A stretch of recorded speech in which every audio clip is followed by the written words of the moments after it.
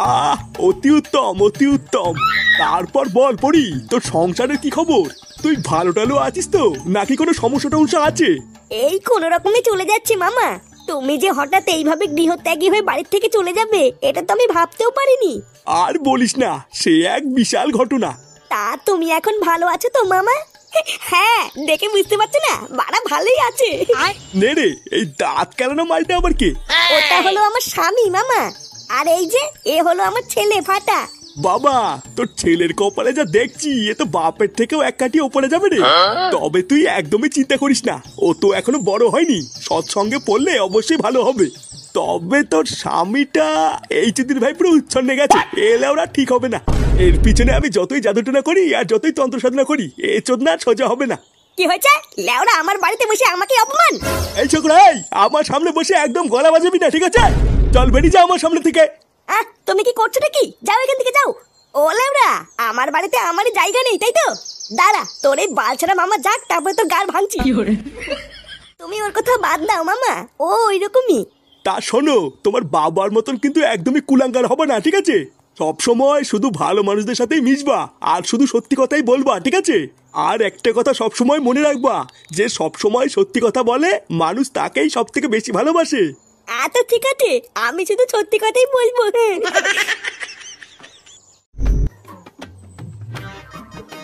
শালা চরিত্রহীন আদামরা পাঠা, অন্য জায়গার থেকে মারিয়ে এখন ঘরে এসে নাক ডেকে ঘুমাচ্ছে।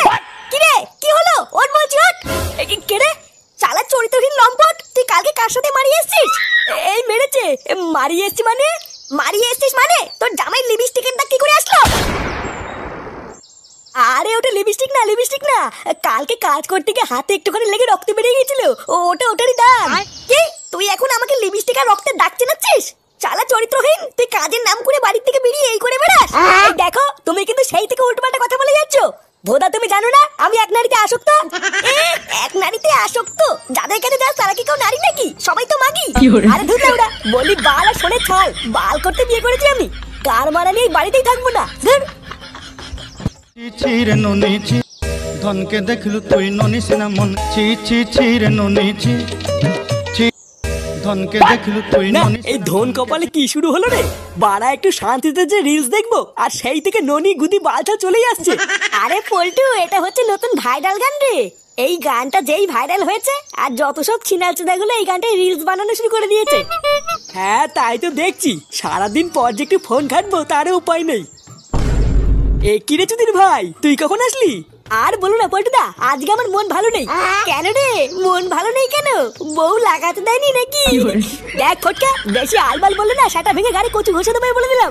লেওরা এদিকে আমি মরছি আমার জ্বালায়, আর এই চোদনা মজা মারাচ্ছে। বুঝলে পল্টুদা, এবার আমি হাড়ে হাড়ে বুঝতে পারছি আমার বিয়ের দিন ফুটু আমায় ওরকম কেন বলেছিল। দেখতে দেখতে পরে ল্যাংচারও বিয়ে হয়ে গেল, এবার ল্যাংচাও বুঝবে চোদন কাকে বলে। লেওরা বিয়ে করার পর থেকে আমার জীবনটা পুরো তামা তামা হয়ে গেছে। জামাই কিসের না কিসের দাগ দেখেছে, আর বলছে ওটা নাকি মেয়ে ছেলে লিপস্টিকের দাগ। এটা কি মানা যায়? হাই রে ল্যাংচা, বিয়ের পর থেকে তো দেখছি তোর জীবনটা পুরো ধনে পাতা হয়ে গেছে রে। আর একটা কথা সব সময় মনে রাখবা, যে সব সময় সত্যি কথা বলে মানুষ তাকেই সব থেকে বেশি ভালোবাসে। একই রে ফাটা, তুই এখানে? আমি তোকে সারা পাড়া খুঁজে বেড়াচ্ছি, আর তুই ব্রিজের কাছে দাঁড়িয়ে দাঁড়িয়ে কি বাল করছিস? চল, পাশের পাড়ায় না শুনলাম একটা কচি মাল এসেছে, চল দেখে আসি।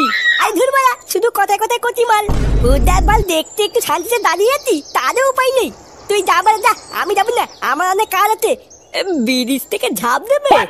নে বাড়া, ফাটার আবার কি হলো? ব্যাপারটা তো ঠিক ভাল লাগছে না। ও গাল মারে গিয়ে যাই, আমি কি ঘুরে আসি। না বলা, আমি বুঝে গেছি, লোকের তোকে ভালো হতে গেলে সবসময় সত্যি কথাই বলতে হবে।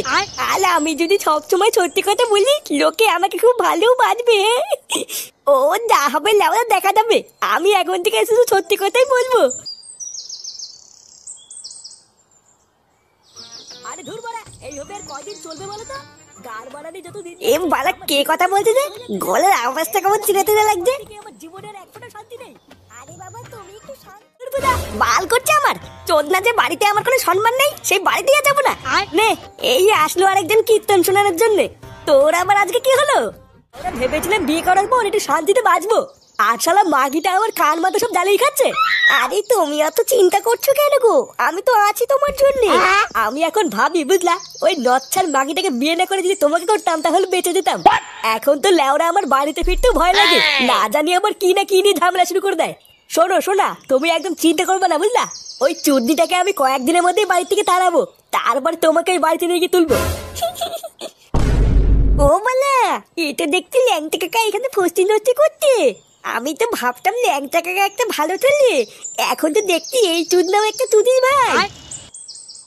না বাবা, আমি আর এখন থেকে কোনো কিছুই লুকাবো না। এই কাকিকে গিয়ে আমি এখন সব সত্যি কথা বলে দেবো, আর সব সত্যি কথা বলার জন্য কাকি আমাকে খুব ভালো বলবে। কাকি, ও কাকি, কাকি গো, এই কে রে? একই রে ফাটা তুই? বলছিলাম যে কাকি কেমন আছো? এই তো ভালো আছি, আয় আয় ঘরে আয়। এই না না কাকি, আমি ঘরে যাবো না, আসলে তোমাকে না একটা সত্যি কথা বলতে এসেছিলাম। ওমা কি কথা বল? ওই যে বটতলার কাছে যে ব্রিজটা আছে না, একটু আগে আমি ওই ব্রিজটার ওখান থেকে বাড়ির দিকে আসছিলাম বুঝলে তো, তারপর জানো আমি কাকাকে দেখলাম।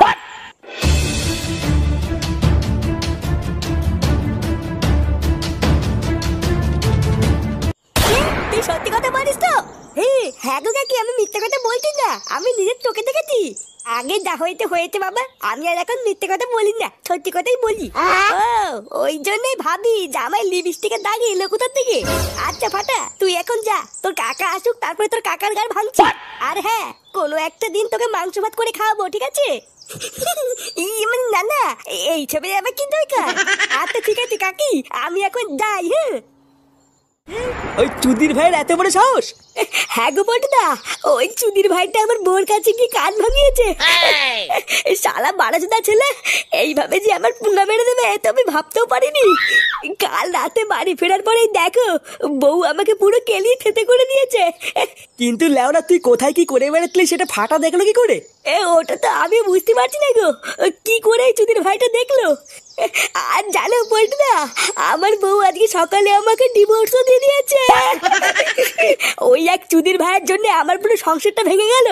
আমি ওই শান্তির ছেলেকে ছাড়বো না বটদা। ওই বাবা চুদির যতক্ষণ না আমি নিজের হাতে সাটা ভাঙছি ততক্ষণ কিন্তু আমার শান্তি নেই বটদা। বাড়া তুই একা না, ওই ফাটার ছাটা আমিও ভাঙবো।